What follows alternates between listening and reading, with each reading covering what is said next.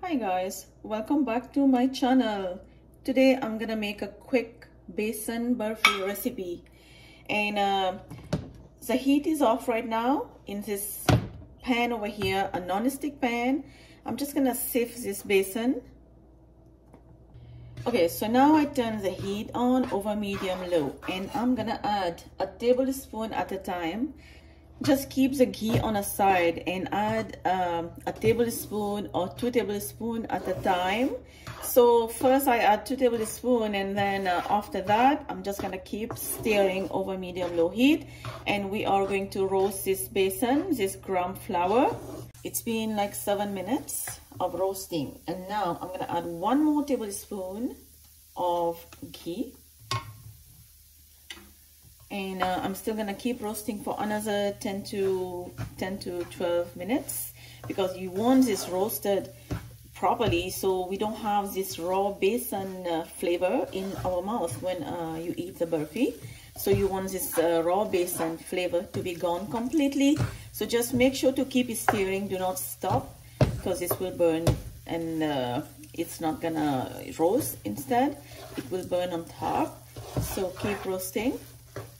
Okay guys, it's been 10 minutes, and now you can see the color of the besan has changed, but it's still liquidy. I'm gonna keep roasting this for another 5 minutes. Now I'm gonna add cardamom powder. You're gonna add between 1 to 1.5 teaspoons. Add powdered sugar. Mix. And now you can see how the barfi is looking. I'm gonna add milk powder. Lower the heat even lower now, because now there's a chance for the milk to burn, and you want to get this mixture together. And we are very close to spread this on the tray that I have already greased with butter. A tablespoon or half tablespoon of ghee. If you see the mixture is too thick, too dry, and now you can mix, and you can see now. And at the end, this is how your barfi should look, your besan barfi. Okay, and now this is ready to go on the tray.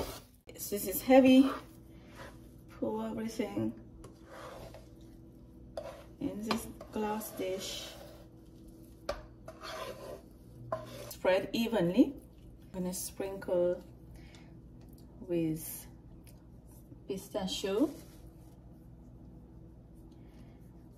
and also some sliced almond. I like to crush some.